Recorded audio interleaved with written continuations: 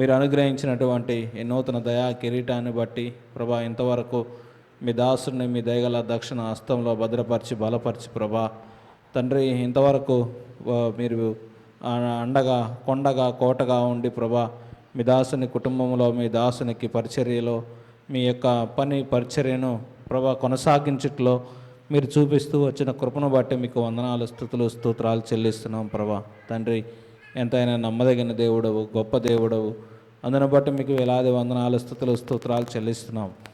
గత 4 సంవత్సరములుగా ప్రభా సంతనతుల పాల్లో మీ దాసునికి తోడుగా ఉండి ఎంతగానో సహాయపడుతూ ఈ చుట్టుపక్కల పరిసర ప్రాంతాల్లో ప్రభా సువార్త చాటిస్తూ ప్రభా మీ నామ మహిమార్థంగా మీ దాసుని వాడుకున్నందుకై వందనాలు స్తుతులు స్తోత్రాలు చెల్లిస్తున్నాం. తండ్రి పాటల ద్వారా మీరు ఎంతగానో మహిమ పొందిన వాక్యం కొరకు మీ వైపు చూస్తున్నాం ప్రభా, సహాయం చేయండి, కృప చూపించండి. మీ దాసుని ప్రభా నిలవబెట్టుకొని రుణాంతల ఆత్మతో నింపి ప్రభా మీరే మాట్లాడి మహిమ పొందమని మీ దయగల చేతులకు అప్పచెప్పుకుంటూ ప్రభా ఆది అంతము మీరే అయి ఉండి నడిపించి మహిమ పొందమని మీ ఆత్మ సంచారం మా మధ్య ఉంచి మీరు మహిమ పొందవలసిందిగా వందనాలు స్తుతులు స్తోత్రాలు చెల్లిస్తూ నా ప్రభును ప్రిరక్షకుడైన యేసుక్రీస్తు వారి దివ్యమైన శ్రేష్టమైన శక్తిగల నామంలో స్తుతించి ప్రార్థించి అడిగి వేడుకొనుచున్నాము తండ్రి, ఆమేన్. ప్రేమగల తండ్రి మీకు స్తోత్రాలు. మాకు తోడుగా ఉండే దేవుడావు, మారాలాంటి అనుభవాలను మధురంగా మార్చగలిగిన సమర్థుడావు. గడిచిన కాలమంతా మీ దాసుడు ఎఫ్రాయిమను గత 60 సంవత్సరాలు కాపాడారు. అందును బట్టి మీకు స్తోత్రాలు చెల్లిస్తూ ఉన్నాం ప్రభువా. కుటుంబ పక్షాన, బిడ్డల పక్షాన, అలాగా ఇక్కడ మోరియా సంఘం పక్షాన మీరు చేసిన మేళ్ళన్నిటిని బట్టి మీకు స్తోత్రాలు. మీ దాసుడు ప్రభా అనుభవ సాక్ష్యాన్ని మాతో పంచుకోబోతూ ఉంటుండగా మీ సన్నిధి మాతో కూడా ఉంచమని, ఇంకా రావలసిన వారిని సమకూర్చమని యేసుక్రీస్తు నామములో స్తుతించి ప్రార్థించి వేడుకుంటున్నాం తండ్రి, ఆమేన్. అన్న కొంతసేపు సాక్ష్యం చెప్తారు, తర్వాత వాక్యాన్ని.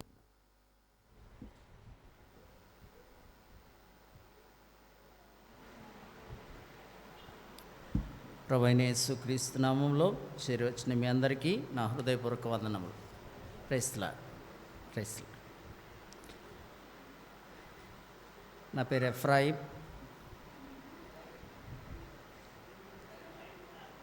ఇక్కడ మోరియా ప్రార్థనా మందిరం ఆరంభించి గత 50 సంవత్సరాలు ఇక్కడ పరిచర్య చేసి 4 సంవత్సరాల క్రితం జూలై 17వ తారీఖున ప్రభు మహిమలకు వెళ్ళిన నాన్నగారు అబ్రహాం గారికి నేను 2వ కుమారుణ్ణి.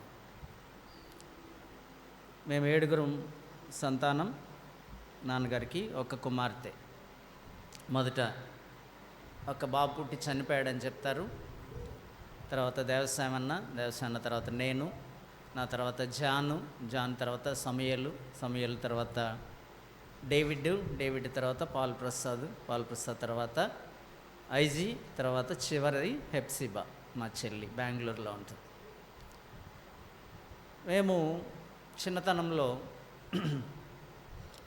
ఆర్థికంగా చాలా వెనకబడిన కుటుంబం. ఏ రోజుకి ఆ రోజు పని చేసుకుంటూ జీవించేవారం అన్నమాట. మా నాన్నగారు బ్యారనీళ్ళు పనిచేసేవాళ్ళు, పొగాకు పనులు. మా అమ్మగారు కూడా ఐఎల్టీడీ కంపెనీలో పనిచేసేది. ఒంగోలు ఐఎల్టీడీ కంపెనీలో పనిచేసి అదంతా సీజనల్ వర్క్ అనమాట. ఆ పొగాకు పని అయిపోయిన తర్వాత మళ్ళీ ఇంట్లోనే ఉండేవాళ్ళు. తను వెళ్ళి పనిచేసి వచ్చేది. మా చిన్నతనంలో పొద్దున్నే బస్సులో వెళ్తే రాత్రికి లాస్ట్ బస్సును ఒకసారి వెళ్ళటం ఒకసారి రావటమే ఉంటుంది. మా తక్కెళ్ళపాడికి ఉదయం ఒకసారి బస్సు వస్తుంది, వెళ్తుంది మద్దులూరు నుంచి. రాత్రికి ఒకసారి లాస్ట్ బస్సు వచ్చి అక్కడ మద్దులూరులో ఉండి పొద్దున్నే వెళ్తుంది. ఇంకా మధ్యలో బస్సులు ఉండవు. అటువంటి పరిస్థితిలో మేము అక్కడ పెరిగామన్నమాట. 6వ తరగతి వరకు, 5వ తరగతి వరకు నేను ఒంగోలు తక్కెళ్ళపాడులో అక్కడ ఎలిమెంటరీ స్కూల్లో చదువుకున్నాను. తక్కెళ్ళపాడులో ఉన్న గవర్నమెంట్ ఎలిమెంటరీ స్కూల్లో. 6వ తరగతికి 1975వ సంవత్సరంలో, నేను 1966వ సంవత్సరంలో పుట్టాను. ఇప్పుడు 2026కి నాకు ఇప్పుడు 60వ సంవత్సరం వచ్చింది. 59 సంవత్సరాలు అయిపోయి 60 సంవత్సరాలు వచ్చినాయి. 75వ సంవత్సరంలో నేను 6వ తరగతి చదవటానికి ఒంగోలు వెళ్ళాను. అక్కడ ఎస్సీ బాయ్స్ హాస్టల్లో చేరి ఒంగోలులో ఏవిఎం హై స్కూల్లో 6వ తరగతికి చేరాను 75వ సంవత్సరంలో. 75 నుంచి 81 వరకు అక్కడ ఎష్కోల్కి దగ్గరలో ఉన్న ఐఎన్ఎస్ శెట్టి సత్రం దగ్గర హాస్టల్ ఉండేది. అక్కడి నుంచి నేను 10th క్లాస్కి వచ్చినప్పుడు రంగారాయుడు చెరువు దగ్గరికి మార్చారు హాస్టల్ని. ఆ బిల్డింగ్ పాడైపోతే రంగారాయుడు చెరువు దగ్గరికి మార్చారనమాట. ప్రతిరోజు పొద్దున్నే టిఫిన్ చేసి వచ్చేవాళ్ళం హాస్టల్లో. మధ్యాహ్నం భోజనానికి వెళ్ళి భోంచేసి వచ్చేసరికి లంచ్ బ్రేక్ సమయం సరిపోయేది. ఒక రోజున ఆ రోజు నా జీవితాన్ని మలుపు తిప్పిన రోజు అన్నమాట. ఏమైందంటే ఆ రోజు భోజనానికి వెళ్ళేసరికి లాస్ట్లో మాకు భోజనం పెట్టడానికి భోజనం అయిపోయింది. అయిపోతే వంట అతను సంజీవరావు అని వంట చేసి మళ్ళీ అయిపోయిన తర్వాత వంట వండి మళ్ళీ పెట్టాడు. ఆ తిన్న తర్వాత మళ్ళీ స్కూల్కి వచ్చాను. చాలా ఆలస్యం అయిపోయింది. రంగారెడ్డి చెరువు దగ్గర నుంచి నడుస్తూ అటు పాత బస్ స్టాండ్ దగ్గరికి వచ్చి అద్దంకి బస్ స్టాండ్ దగ్గర నుంచి ఒక ప్రైవేట్ బస్సు వస్తూ ఉంది. మధ్యాహ్నం పూట 2 గంటలు అయిపోయింది అప్పటికి. ఆ టైంలో స్కూల్కి లేట్ అయిపోయిందని బస్సులో ఎక్కడానికి డబ్బులు లేక ఆ బస్సు నిచ్చెన పట్టుకున్నాను. వెనకాల బస్సు నిచ్చెన పట్టుకుని నిలబడ్డాను. ఆ బస్సు మధ్యాహ్నం పూట రోడ్ల మీద మనుషులు ఎవ్వరు లేరు, చాలా ఫాస్ట్గా వెళ్తుంది. ఎష్కోల్ దగ్గరికి వచ్చి ఎష్కోల్కి యువతల ఎష్కోల్ ఉంటుంది, రోడ్డుకి యువతల, రోడ్డు అవతల ఏబిఎం హై స్కూల్ అనమాట. ఇంకా నేను అక్కడ దిగాలి. రోడ్లో ఎవరు లేరు, అక్కడ దిగేవాళ్ళు ఎవరు లేరు. ఆపలేదు బస్సు. చాలా ఫాస్ట్గా వచ్చేసి అలా చాలా ఫాస్ట్గా అటు రైల్వే స్టేషన్ రోడ్డు తిరిగి ముందుకు వెళ్ళిపోతూ ఉంది. నాకు కళ్ళు తిరిగి నేను పడిపోయాను. దాదాపు అక్కడ ఎష్కోల్లో ఉన్న బ్రదర్స్ నన్ను చూసి నాన్నకు కబురు చేస్తే అక్కడ జకరియా హాస్పిటల్లో చేర్చారు. 3 రోజులు కోమాలో ఉన్నాను. 4వ రోజుకి నాకు స్పృహ వచ్చింది. ఇంకా అప్పటి నుంచి చాలా నీరసం అయిపోయాను అన్నమాట. చాలా రక్తం పోయింది. చాలా రోజులు స్కూల్కి వెళ్ళలేదు. చాలా రోజులు అసలు మైండ్ ఏమీ పనిచేసేది కాదు. అట్లా ఉన్న సందర్భంలో పలానా తారీఖు నుంచి 10th క్లాస్ పబ్లిక్ ఎగ్జామ్స్ అని నోటీస్ వచ్చింది. నోటీస్ వస్తే నాతో పాటు నరసింహరావు అని ఒక సహోదరుడు ఉండేవాడు. వాళ్ళ నాన్న అక్కడ ఏదో ప్రైవేట్ స్కూల్లో పిల్లల్ని తీసుకొచ్చే రిక్షా పనిచేసేవాడు. వాడు నేను మంచి స్నేహితులు అన్నమాట. వాడు ఏమన్నాడంటే, నీకు చదువు రాలేదు, నాకు చదువు రాలేదు, నాకు చదువు వచ్చు కానీ ఈ 3 నెలల బలహీనత వలన మొత్తం మర్చిపోయాను. ఈ చివరిలో చాలా లెసన్స్ చాలా ఫాస్ట్గా చెప్పారు, అన్నీ హడావిడైపోయింది, ఏది గుర్తులేదు. కాబట్టి వాడు అన్నాడు, నీకు చదువు రావట్లేదు, నాకు చదువు రావట్లేదు. మా ఇంట్లో మా నాన్నగారంటే భయం అనమాట. పరీక్షల్లో ఫెయిల్ అయితే ఏమంటారోనని. వాడు సలహా ఏం చెప్పాడంటే, మన ఇద్దరం కలిసి విజయవాడ వెళ్ళి పని చేసుకుందాము, చదువు రాదు మనకని చెప్పాడు. సరే అంటే సరే అనుకున్నాము. ఒకరోజు చొక్కా మీద చొక్కా వేసుకుని, నిక్కర మీద నిక్కర వేసుకుని ఒంగోలు ప్యాసింజర్ ట్రైన్కి స్టేషన్కి వెళ్ళాం. విజయవాడ వెళ్ళిపోవాలన్నమాట. ఇంట్లో ఎవరికి చెప్పకుండా విజయవాడ వెళ్ళిపోవాలి. అలాగ అనుకున్న సమయంలో వాడు స్టేషన్ దగ్గరికి వచ్చి అన్నాడు, నువ్వు ముందెళ్ళి పని చూసుకుని నాకు ఉత్తరం రాయి, నేను వస్తానన్నాడు. అట్లాగా నేను సిద్ధపడి వచ్చాను కాబట్టి నేను ట్రైన్ ఎక్కేసాను, విజయవాడ వెళ్ళిపోయాను. 7 సంవత్సరాలు విజయవాడలో ఉన్నాను. హోటల్స్లో పనిచేస్తా అలాగా ఉండి 7 సంవత్సరాల తర్వాత కొంచెం డబ్బులు వచ్చినాయి. 87వ సంవత్సరంలో మెట్రిక్ పరీక్ష రాశాను. మెట్రిక్ పరీక్ష రాసిన తర్వాత మళ్ళీ వెంటనే 77వ సంవత్సరంలోనే ఆంధ్ర యూనివర్సిటీ వాళ్ళు ఏ విద్యార్హత లేకపోయినా, ఎటువంటి చదువు లేకపోయినా, ఎటువంటి సర్టిఫికేట్ లేకపోయినా డైరెక్ట్గా బిఏ రాయొచ్చు అని ఒక ఆంధ్ర యూనివర్సిటీ వాళ్ళు ఒక నోటిఫికేషన్ ఇచ్చారు. బిఏ కట్టాను, ఎంట్రన్స్ ఎగ్జామ్ రాశాను, పాస్ అయ్యాను. పాస్ అయిన తర్వాత వాళ్ళు ఫస్ట్ ఇయర్లో చేరటానికి ఒక అప్లికేషన్ పంపించారు. ఆ అప్లికేషన్లో ఒక పక్కనేమో పోస్టల్ అడ్రస్ ఉంటుంది, ఒక పక్కనేమో పర్మనెంట్ అడ్రస్ ఉంటుంది. నన్ను వాయిస్ నాట్ క్లియర్ అనుకుంటాను. క్లియర్? ఆ పోస్టల్ అడ్రస్, పర్మనెంట్ అడ్రస్ 2 అడ్రస్లు ఉన్నాయి. పోస్టల్ అడ్రస్ ఏమో నేనున్న విజయవాడ అడ్రస్ రాశాను. పర్మనెంట్ అడ్రస్ తక్కెళ్ళపాడు నాన్నగారి అడ్రస్ రాశాను. డి లింగయ్య, పడమటి తక్కెళ్ళపాడు, సంతనూతలపాడు మండలం, ప్రకాశం జిల్లా అని పిన్ కోడ్ రాసి పెట్టాను. వాళ్ళు నాకు ఒక ఉత్తరం రాయాల్సి వచ్చింది. ఏంటంటే ఎంట్రన్స్ పాస్ అయిన మార్క్ లిస్ట్ వాళ్ళకి పంపల.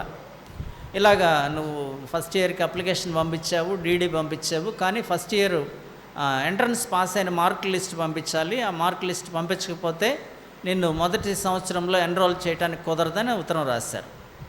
నాకు విజయవాడ అడ్రస్కి ఉత్తరం వచ్చింది. నా స్నేహితుడు తీసుకుని దాన్ని భద్రంగా దాచిపెట్టాడు, నేను వస్తే ఇద్దామని. మర్చిపోయాడు. అదొక బాక్స్ పక్కన కనిపించకుండా పెట్టాడనమాట. వాళ్ళు ఒక 15 రోజులు చూసి రెండో ఉత్తరము పర్మనెంట్ అడ్రస్కి రాశారు. ఇంకా నీకు ఒక నెల రోజులు టైం ఉంది, ఆ నెల రోజుల్లో నువ్వు ఎంట్రన్స్ మార్క్ లిస్ట్ పంపకపోతే ఈ సంవత్సరం నువ్వు బిఏ పరీక్ష రాయడానికి అవ్వదు అని. ఆ లెటర్ నాన్నగారి దగ్గరకు వచ్చింది. జానే చూశాడంట ఆ లెటర్ని. చూసి ఎఫ్రాయిం అయితే ఎపరయ్య అని చదివాడంట. ఎపరయ్య అంటే నా నాన్నకి అది పేరయ్య అని అర్థమైంది. పేరయ్య అంటే మన చిన్నాన్న పేరు అనమాట, మా నాన్న వాళ్ళ తమ్ముడు. పేరయ్య అంటే సరే దాన్ని పక్కన పెట్టు, చిన్నాన్న వచ్చినప్పుడు ఇద్దరు కానీ అన్నాడంట. సరే మళ్ళా చదివి జానే ఏమన్నంటే, నాన్న ఇది పేరయ్య కాదు ఎఫ్రాయిం అని ఉంది, సరిగా చూడంటే నిజమేనన్నా ఎఫ్రాయిం అన్న పేరు ఉంది ఇందులో అని చెప్పాడు. సరే ఆ ఉత్తరం చదివే వాళ్ళు ఎవరు లేరు తక్కెళ్ళపాడులో. ఆ ఉత్తరం తీసుకుని నాన్నగారు ఒంగోలు ఎష్కోల్కి వెళ్తే ఎష్కోల్లో యోహన్ అంకులు బొల్లపల్లి మోహన్ రావు అంకుల్ని పిలిపించి ఆ ఉత్తరం చదివిస్తే ఆయన ఏం చెప్పాడంటే, ఈవిడ ఎక్కడో ఉన్నాడు, బిఏ పరీక్ష రాశాడంట, ఆ పరీక్ష పాస్ అయ్యాడంట, ఆ పరీక్ష మార్కుల లిస్ట్ కోసం ఈ లెటర్ రాశారు, ఆ మార్క్ లిస్ట్ పంపిస్తే పై చదువుల కోసం వాడికి అప్లికేషన్ ఎన్రోల్ చేస్తారని రాశారు ఇందులో అని చెప్పాడంట. అప్పుడు ఆ లెటర్ తీసుకుని మా దేవసేవన్న విశాఖపట్నం ఆంధ్ర యూనివర్సిటీకి వెళ్ళి అక్కడ విజయవాడలో ఉన్న నా అడ్రస్ తీసుకుని వచ్చి 1985 సంవత్సరంలో నన్ను ఇంటికి తీసుకొచ్చారు. 7 సంవత్సరాల తర్వాత 88వ సంవత్సరం నుంచి నేను విజయవాడలో నాకు చాలా స్నేహితులు ఎక్కువ అన్నమాట. దుష్ట సాంగత్యము మంచి నడవడిని చెరుపును. అలాగే స్నేహితులు ఎక్కువైన వాళ్ళు చెడిపోతారని. పొద్దున్నే వచ్చి కూర్చునే వాళ్ళకి బ్యాచ్, లేవగానే తీసుకుని వెళ్ళిపోయేవాళ్ళు. ఒక బ్యాచ్ అర్ధరాత్రి దాకా తిరిగేవాళ్ళం. ఈ బ్యాచ్తో మధ్యాహ్నం దాకా ఉండేవాడిని, ఆ బ్యాచ్తో అర్ధరాత్రి దాకా ఉండేవాడిని. అట్లాగా మా అన్న చూసి ఇట్లా అయితే వీడు ఇక్కడ సరిగా మన మాట వినేటట్లు లేడని హైదరాబాద్ పంపించాడు. హైదరాబాద్లో తెలిసిన పాస్టర్ గారి దగ్గరికి పంపిస్తే అక్కడ నేను 1991లో బాప్తిసం తీసుకున్నాను. తర్వాత 94లో నాకు వివాహమైంది. సంవత్సరాలు కొంచెం అటు ఇటు ఉంటాయి, నాకు అంత జ్ఞాపక శక్తి ఉండదు. ఆ తర్వాత విజయవాడలో ఉండి మా తమ్ముడు స్పందన మ్యాగజైన్ ఆఫీస్లో వర్క్ చేస్తూ ఉండేవాడిని. తర్వాత డేవిడ్ ప్రెస్ పెట్టాడు, ఆ ప్రెస్లో వర్క్ చేస్తూ ఉండేవాడిని. అలాగే కొంతకాలం గడుస్తూ వచ్చింది. కొంతకాలం గడుస్తూ వచ్చిన తర్వాత దేవుడు మాకు 2 పిల్లల్ని ఇచ్చాడు. పాపకి వివాహం అయింది.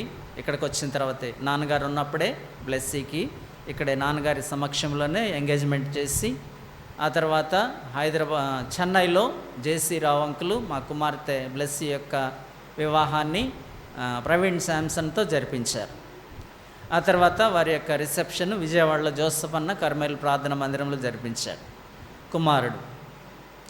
అలాగే నేను హైదరాబాద్లో ఉన్నప్పుడు రక్షణ పొంది, ఆ రోజుల్లో ఫోనులు లేవు ఇంట్లో. నేను నాన్న ఈరోజు నేను బాప్తిసం తీసుకుంటున్నాను డిసెంబర్ 31 అని చెప్పి నేను నాన్నకి ఒక టెలిగ్రామ్ ఇచ్చాను. నాన్న చాలా సంతోషపడ్డాడు. ఆ తర్వాత నాన్నగారు హైదరాబాద్ సేవకుల ప్రార్థనకు వచ్చినప్పుడల్లా నేను కలిసేవాడిని. అక్కడ యోహన్ అంకుల్తో మాట్లాడుతుంటే, నువ్వు ఎక్కడికి వెళ్తున్నావురా అని అడిగాడు ఆరాధనకి. అంకుల్ సరూర్ నగర్లో నేను ఉండేది, అక్కడ దగ్గరలో మందిరానికి వెళ్తున్నానంటే, అక్కడ బక్సింగ్ గారి దగ్గర చిన్నప్ప జేకబ్ అని ఒక బ్రదర్ ఉండేవాడు, బక్సింగ్ గారి దగ్గర డ్యూటీ చేసేవాడు. ఆయన దగ్గరికి తీసుకెళ్ళి, వీడు మన సేవకుని కొడుకు హైదరాబాద్లో ఉంటున్నాడు, వీడికి డ్యూటీ ఏంటంటే ప్రతి ఆదివారం ఇక్కడ హెబ్రోన్కి ఆరాధనకు రావాలి, వచ్చి నీకు వందనాలు చెప్పి వెళ్ళాలి, మళ్ళా హెబ్రోన్ నుంచి వెళ్ళేటప్పుడు మళ్ళీ నీ దగ్గరికి వచ్చి నీకు వందనాలు చెప్పి వెళ్ళాలి. అట్లా యోహాన్ అంకుల్ నన్ను ఆయనకి పరిచయం చేసి వెళ్ళారన్నమాట. ఇంకా ప్రతి ఆదివారం అక్కడికి వెళ్తూ ఉండేవాడిని. అట్లాగా హెబ్రోన్లో ఆత్మీయంగా ఎదుగుతూ రక్షణ పొంది బాప్తిసం తీసుకున్న తర్వాత హెబ్రోన్లో ఎదుగుతూ వచ్చాను. తర్వాత వివాహం అయిన తర్వాత విజయవాడలో ఉన్నాము. విజయవాడలో ఉన్న తర్వాత పిల్లలు కలిగారు. పిల్లలు కలిగిన తర్వాత నేను ప్రెస్లో వర్క్ చేస్తూనే అక్కడ ఆటోనగర్లో ఒక సంఘము, అక్కడ కొండవీటి మాధవరావు గారని ఒకళ్ళ ఇంట్లో ప్రార్థన స్టార్ట్ చేశాం. అక్కడ బుధవారం మధ్యవారంలో ప్రార్థన కూడికి జరిపించేవాళ్ళం, ఆదివారం ఆరాధన జరిపించేవాళ్ళం. అలాగన పరిచర్యలో నేను ఉపయోగపడుతూ ఉండేవాడిని. ఆ తర్వాత 2013 సంవత్సరంలో ఆ సంవత్సరం వాచ్ నైట్ సర్వీస్లో ఆ సంవత్సరం సార్వత్రిక సంఘం యొక్క వాగ్దానం ఏంటంటే రండి 22వ దినవృత్తాంతముల గ్రంథం 29వ అధ్యాయం 11వ వచనం. నా కుమారులారా తనకు పరిచారకులయ్యుండి, పేజీ నంబర్ 382. 2వ దినవృత్తాంతములు 29వ అధ్యాయం 11వ వచనం. నా కుమారులారా తనకు పరిచారకులయ్యుండి ధూపము వేయిచుండుటకు, తన సన్నిధిని నిలుచుటకు, తనకు పరిచర్య చేయుటకు యెహోవా మిమ్మును ఏర్పరచుకొనని గనుక మీరు అశ్రద్ధ చేయకుడి.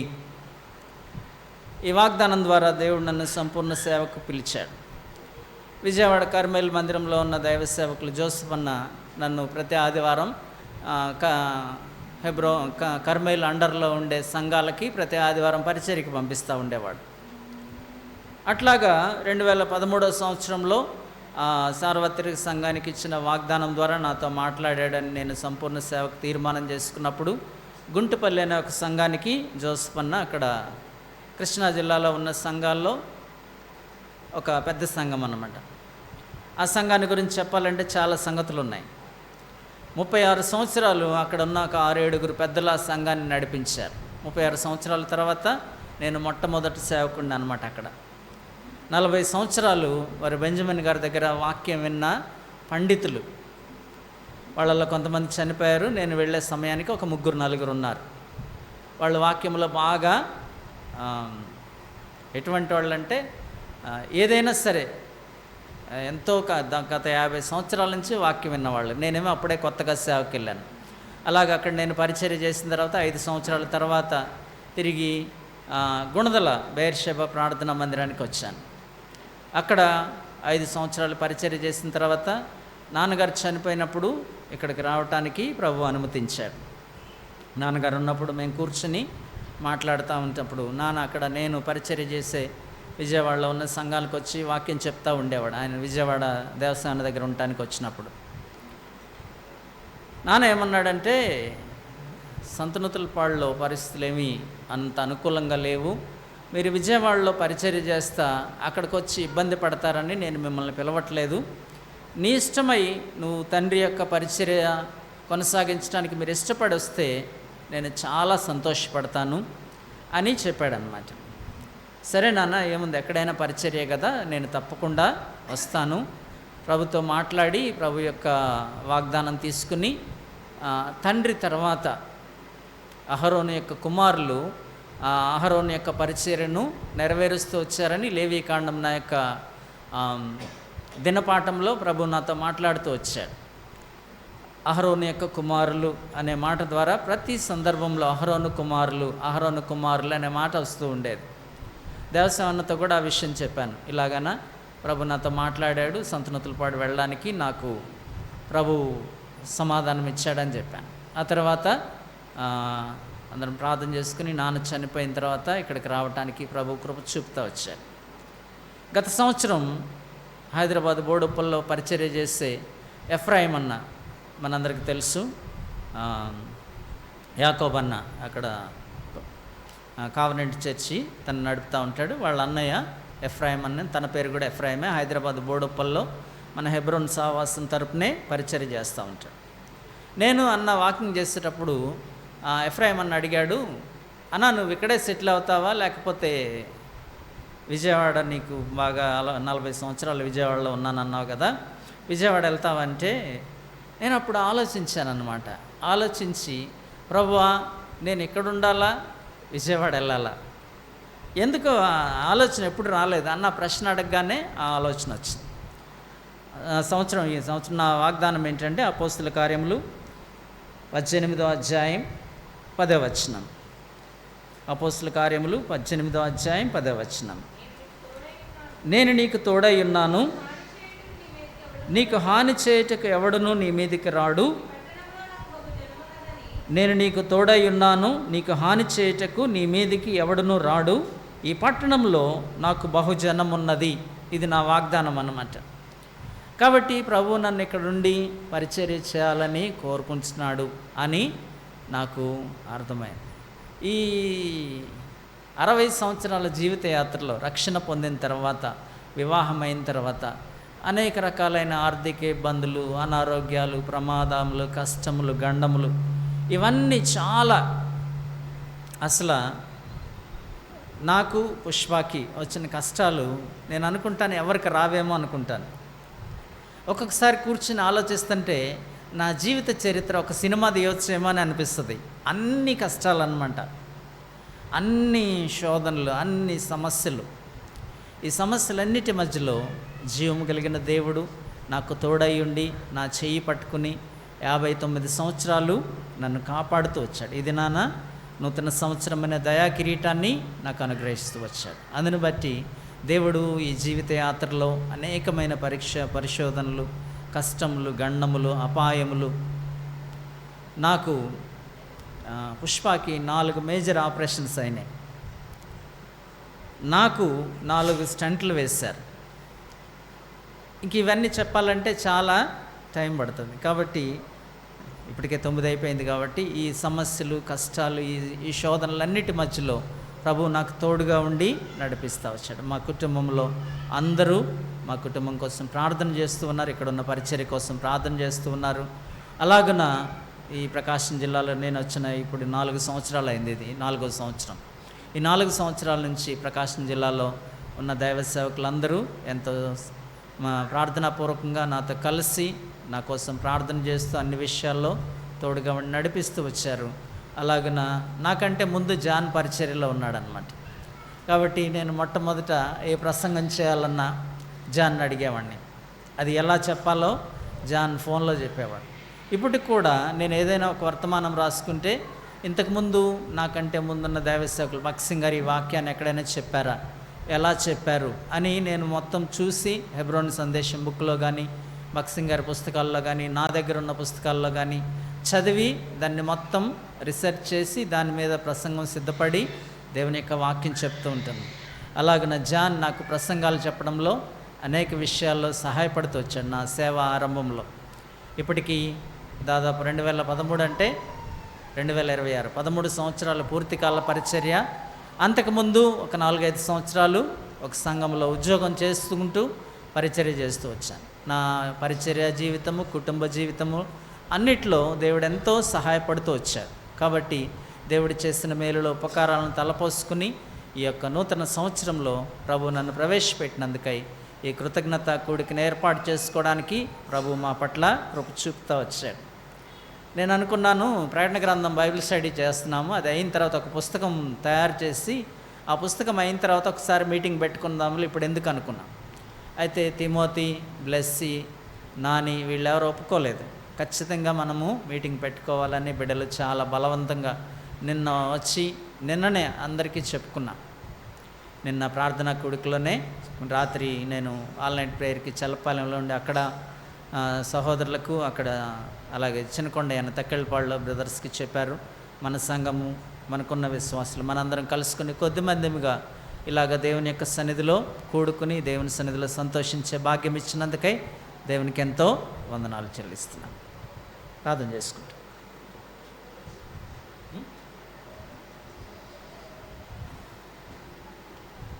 ప్రార్థన చేసుకుందాం.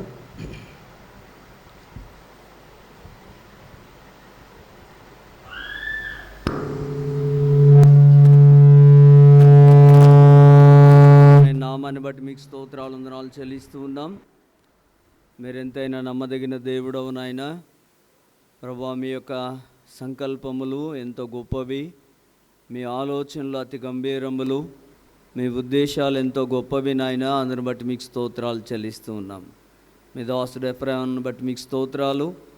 59 సంవత్సరాలు కాపాడి 60వ సంవత్సరంలో మీరు ప్రవేశింపజేశారు, కుటుంబస్తునిగా చేశారు, బిడ్డలనిచ్చారు, వారిని కూడా మీరు ఆశీర్వదిస్తూ వచ్చారు నాయన. అందుని బట్టి మీకు స్తోత్రాలు చెల్లిస్తున్నాం. ప్రభువా, చేసిన మేలు ఉపకారాలన్నిటిని బట్టి మిమ్మల్ని స్తుతిస్తూ యేసుక్రీస్తు నామములో స్తుతించి ప్రార్థించి వేడుకుంటున్నాం తండ్రి. ఆమేన్.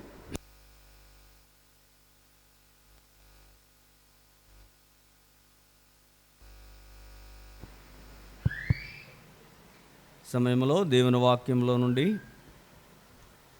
కీర్తనల గ్రంథం తీసుకుందామండి. కీర్తనల గ్రంథము 65వ కీర్తన.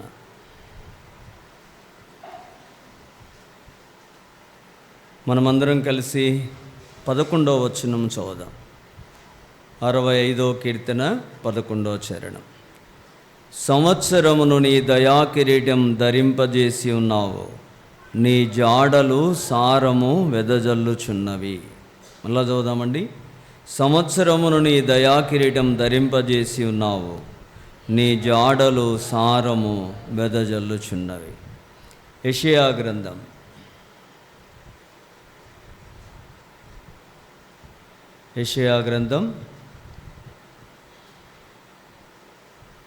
41వ అధ్యాయం.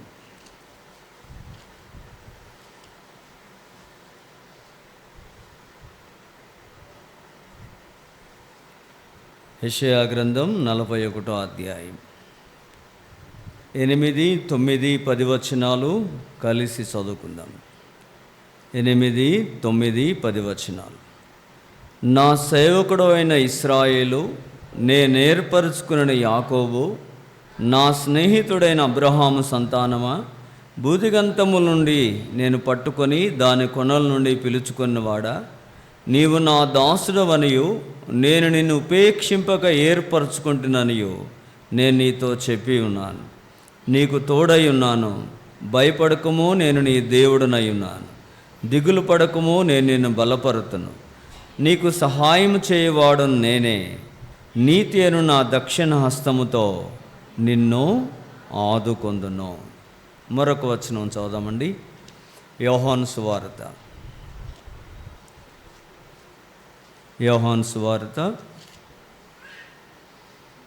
15వ అధ్యాయం. యోహాను సువార్త 15వ అధ్యాయం 16వ వచనం అందరం కలిసి చదువుదాం. యోహాను సువార్త 15వ అధ్యాయం 16వ వచనం. మీరు నన్ను ఏర్పరచుకొనలేదు, మీరు నా పేరిట తండ్రిని ఏమి అడుగుదురో అది ఆయన మీకు అనుగ్రహించినట్లు మీరు వెళ్ళి ఫలించుటకును మీ ఫలము నిలిచి ఉంటకును నేను మిమ్మల్ని ఏర్పరచుకొని నియమించితిని. ప్రేమ కలిగిన దేవుడి లేఖన భాగములు మన వినికిడిలో దీవించి ఆశీర్వదించునుగాక. మన జీవితంలో మరొక సంవత్సరం మన మీదుగా దొర్లిపోయిందంటే అన్న మీదుగా 59 సంవత్సరాలు దొర్లిపోయినాయి. మరొక నూతన సంవత్సరాన్ని దేవుడు దయా కిరీటంగా ఇచ్చాడు. ఈ సంవత్సరం అన్నకు దయా కిరీటంగా ఇచ్చాడు. దేవుని దయ వలన దేవుడు మరొక సంవత్సరాన్ని అన్నకు దయా కిరీటంగా ఇచ్చాడు. అందుకే మనం చదివిన 65వ కీర్తనలో ఆ కీర్తనాకారుడు ఆ సంవత్సరాన్ని దయా కిరీటంగా ధరింపజేసే దేవుడు ఎవరో కొన్ని మాటలు వాడాడు. 2వ వచనం, ప్రార్థన ఆలకించువాడా సర్వ శరీరులు నీ యొద్దకు వచ్చేదారు. ఎవరైనా ప్రార్థన ఆలకించేవాడు. ఈ భూమి మీద మనం ఎంతమంది ప్రార్థన చేసినా ఆయన మన తండ్రి మన మనవి ఉన్నట్లుగా పరలోకమందున్న మన తండ్రి, పరలోకమందున్న నా తండ్రి ఆయన మన ప్రార్థన ఆలకిస్తాడు. ఆయన మన ప్రార్థన ఆలకించి మొట్టమొదటిగా మన ప్రార్థన, మన పాపములు క్షమించే ప్రార్థన ఆలకిస్తాడు. లూకాసు వార్త 18వ అధ్యాయంలో సుంకరి ప్రార్థన చేశాడు, దేవా పాపినైన నన్ను కరుణించు. ఆ ప్రార్థన చాలా విలువైంది. చిన్న ప్రార్థనే కానీ గొప్ప కార్యాలు చేస్తుంది. అలాగా మన జీవితంలో ఈ ప్రార్థన మనం చేయాలి. ఎప్పుడైతే ఈ ప్రార్థన మనం చేస్తామో పరలోకమందున దేవునికి మనకి చక్కని బంధం ఏర్పడుతుంది, అనుబంధం ఏర్పడుతుంది, రిలేషన్షిప్ వస్తుంది. ఇది చాలా గొప్ప భాగ్యం. ఎవరు అలాగా ఆయనతో బంధము కలిగిన వారుగా ఉంటారో, యోహాను సువార్త 1వ అధ్యాయం 12వ వచనం, తన్నెందరు అంగీకరించిరో అనగా తన నామమందు విశ్వాసం ఉంచిన వారికి అందరికీ దేవుని పిల్లలగుడుగా ఆయన అధికారం అనుగ్రహించాడు. అలాగా ఎవరు ప్రార్థన చేస్తారో వారందరూ దేవుని పిల్లలు. మనమందరం దేవుని పిల్లలం. ఇంకొక మాట చదువుదాం. రోమిలికి రాసిన పత్రిక 8వ అధ్యాయం. రోమిలికి రాసిన పత్రిక 8వ అధ్యాయం 14వ వచనం చదువుదామండి. 15వ వచనం, 16వ వచనం. రోమిలికి రాసిన పత్రిక 8వ అధ్యాయం 14, 15, 16 వచనాలు. దేవుని ఆత్మ చేత ఎందరు నడిపింపబడుదురో వారందరూ దేవుని కుమారులయ్యుందురు. ఏలైనగా మరలా భయపడుటకు మీరు దాస్యపాత్మను పొందలేదు కానీ దత్తపుత్రాత్మను పొందితిరి. ఆత్మ కలిగిన వారమై మనము అబ్బా తండ్రి అని మొరపెట్టుచున్నాం. మనము దేవుని పిల్లలమనే ఆత్మ తానే మన ఆత్మతో కూడా మనం సాక్ష్యం ఇచ్చుచున్నాడు. ఈ మాట నా వెంట చెప్పండి. మనము పిల్లలమైతే వారసులము, అనగా దేవుని వారసులము, క్రీస్తుతో కూడా మహిమ పొందుటకు ఆయనతో శ్రమపడిన ఎడల క్రీస్తు తోడి వారసులం. పౌలు భక్తుడు రోమాలో ఉన్న దేవుని బిడ్డలకి ఈ పత్రిక రాస్తూ మనము పిల్లలమైతే ఎవరమంట? వారసులం. ఈ లోకం ఒక దినాన్ని విడిచిపెడతాం. లోకం ఎవరికి శాశ్వతం కాదు. ఈ లోకం విడిచిన తర్వాత మత్తయి సువార్త 25వ అధ్యాయంలో నా తండ్రి చేత ఆశీర్వదించబడిన వారులారా రండి, మీ కొరకు సిద్ధపరచబడిన రాజ్యాన్ని స్వతంత్రించుకో. కేవలం దేవా నేను పాపిని, నన్ను క్షమించు అని ప్రార్థన చేయడం ద్వారా నువ్వు దేవుని కుమారుడు అవుతావు. అలాగే దేవుని కుమారులమైన వారి జీవితాల్లో దేవుని ఆత్మ వస్తుంది. ఈ దేవుని ఆత్మ వచ్చి మనం ఏమి చేయాలో ఏమి చేయకూడదో చెప్తుంది. దేవుని ఆత్మ మనలోకి వచ్చి మనం ఏమి చేయకూడదో ఏమి చేయాలో చెప్తుంది. ఏదైనా చేయకూడదు చేస్తే నువ్వు తప్పు చేశావు అని మనలను ఏం చేస్తుంది? చెప్పండి, ఏం చేస్తుంది? గద్దిస్తూ ఉంటుంది. నువ్వు మాట్లాడని కూడా మాట్లాడావు అని మన మనస్సాక్షి మనల్ని గద్దిస్తూ ఉంటుంది. ఆ తప్పిదాన్ని ఒప్పుకున్నప్పుడు మరలా ఎలాగా మనం ముందుకు నడవాలో మనల్ని గైడ్ చేస్తుంది, లీడ్ చేస్తుంది. బిడ్డలారా, ఆయన బిడ్డలకుండే గొప్ప భాగ్యం ఇది. లోకములో ఎవరికి లేదు. ఆత్మదేవుడు మనలో ఉండి మనం వెళ్ళవలసిన మార్గం, కష్టములో, నష్టములో, బాధలో, ఇరుకులో, ఇబ్బందులో మనం ఏం చేయాలో, ఎలాగ ఆయన మీద ఆధారపడాలో, అనుకోవాలో ఆయనే మనకు నేర్పిస్తాడు. ఆత్మ తానే మనకు సాక్ష్యం ఇస్తాడు. మనము దేవుని పిల్లలం. ఆయన పిల్లలమైతే వారసులం, అనగా క్రీస్తుతో శ్రమపడిన ఎడల క్రీస్తు తోడి వారసులం. ఈ భాగ్యం ప్రభు మనకిచ్చాడు. అందుని బట్టి ప్రభువును మనం స్తుతించాలి. దేవుని ఆత్మ మనలో ఉంది. ఆయన మనలను వారసులుగా చేశాడు. నిత్య రాజ్యానికి వారసులుగా చేశాడు. కేవలం కృపచేతనే, మనం ఏమి ఇవ్వలేదు. కేవలం దయచేతనే, కృపచేతనే రక్షించాడు. తన ఆత్మనిచ్చాడు, సహవాసం ఇచ్చాడు, దేవుని వాక్యం ఇచ్చాడు, ఆత్మదేవుని నడిపింపించాడు. ఇవన్నీ కృప ద్వారా మనకిచ్చాడు. కాబట్టి ప్రభువుని ఎప్పుడు 34వ కీర్తన భక్తుడు దావీదు అన్నాడు, నేను ఎల్లప్పుడూ యెహోవాను సన్నుతిస్తాను, నిత్యము ఆయన కీర్తి నాను. ఎల్లప్పుడూ కష్టములో నష్టములో ప్రభువును మనం స్తుతించాలి. అలా ఆత్మను మనలో ఉంచి మనలను నడిపిస్తూ మనకు బోధిస్తూ మనలను నిత్య రాజ్యానికి వారసులుగా చేసిన దేవుడు ఆయన నమ్ముకున్న తర్వాత మన జీవితంలో ఏం చేస్తాడో కొన్ని వచనాలు నేను మీకు జ్ఞాపకం చేస్తాను. ద్వితీయోపదేశకాండం చూడండి. ద్వితీయోపదేశకాండం 11వ అధ్యాయం. ఇక్కడ ఆయన ఒక దేశాన్ని గురించి మాట చెప్పాడు. 12వ వచనం. ఈ వచనం నేను చదువుతున్నాను చూడండి, చివరి భాగం. నీ దేవుడైన యెహోవా కన్నులు సంవత్సరాది మొదలుకొని సంవత్సరాంతము వరకు ఎల్లప్పుడూ దాని మీద ఉండును. ఎవరైతే ఆయన బిడ్డలుగా చేయబడతారో, ఆయన రక్తము చేత కొనబడతారో, కడగబడతారో, ఆయన సొత్తుగా చేయబడతారో, ఎల్లప్పుడూ ఆయన దృష్టి ఉంటుంది. ఇక్కడ చిన్నపిల్లలు ఉంటారు.